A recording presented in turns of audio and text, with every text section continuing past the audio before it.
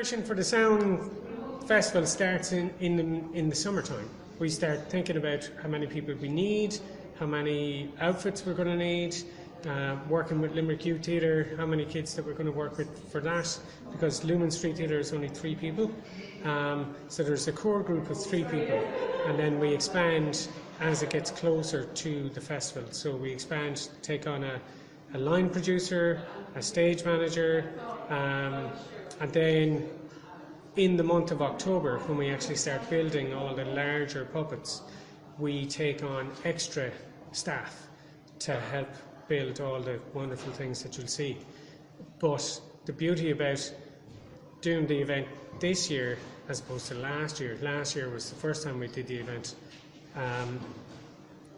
We didn't really know what to expect in terms of an audience or how it was going to work. And we were doing a lot of the making and figuring things out, final preparations on the day. So maybe 2 hours before the parade. Whereas this week, we did it like Monday and Tuesday and Wednesday. So today has been a lot less stressful than last year. Last year, there was running around. I wouldn't have been able to have an interview like this last year. So I knew I had to come in today and create a box to hide all our musical equipment. And that was the sum total of my construction that I had to do today. And today now we can actually focus on getting everybody into costume, getting their makeup done. Makeup is very important because it helps people get into character. Plus it also hides your appearance from the people that are in the audience, makes you look a little bit different. So I'm wearing a big full crow kind of mask. It's a skeletal crow, but because I need to see, I have my glasses on and I will be painting this part of my face black, but I'm not in costume yet. I'll get in costume shortly, and that's one of the reasons as well that we pushed the parade start time almost an hour later. One is it will be very dark, and these puppets that we make work best in complete darkness because they're illuminated from the inside. So these are things that we have to think about as well.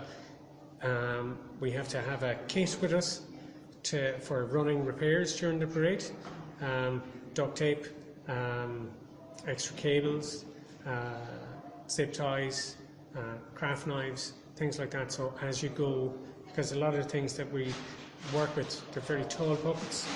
So if there's any wind, they act like sails.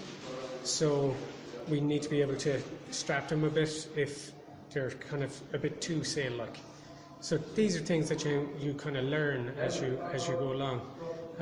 And then another thing is you have to remember to bring a pump, because our music is on a wheeled trolley. So one of the wheels had a flat tire this morning, so we pumped it up and it's much easier to move now. Last year there was 4 punctured tires on that. I only discovered that on the Saturday, so I couldn't get new wheels. So I had to use it anyway, but it made it a very hard job to move it. So that was something that we thought of. And it's all about learning from your previous experience and remembering all these things that you need to bring for this year. And I mean, the weather has been fabulous all day today. Just started raining there about 10 or 15 minutes ago, but it was a small shower. We're hoping that it will stay dry for the duration of the parade, but it is incredibly cold out there. But that's not going to bother us as performers, because all the costumes are designed so that they go on over your own clothes, so you have more layers on. It will be an issue for the people that are waiting around to watch it though. But at the end of the parade tonight, last year we placed all these lanterns into the water and they floated away, and then they were collected about 2 hours later to make sure we didn't have an environmental impact. So this year, because of the tide and the Shannon River is tidal, we can't put the lanterns on the water. Plus as well, we didn't have a lot of stewards last year, so it was kind of like everyone was trying to put a lantern in the water, which is very dangerous. because there's a lot of children involved in the parade.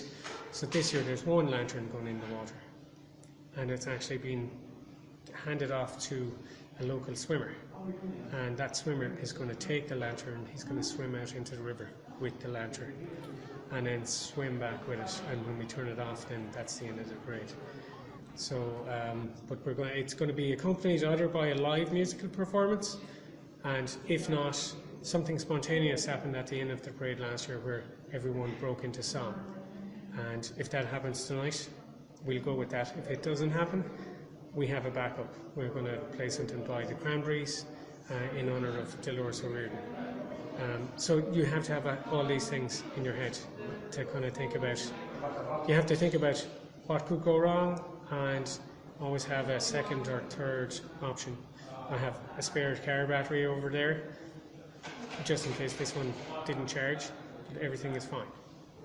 So this year it's a breeze, but we learned from everything that we did last year.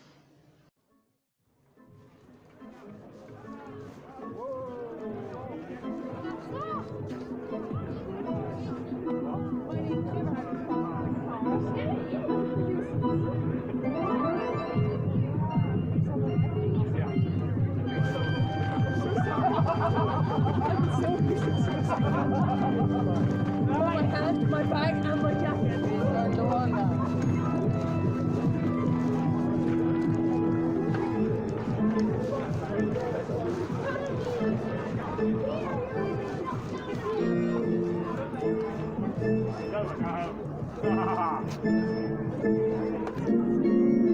Whoa, stop. You're going to keep following her.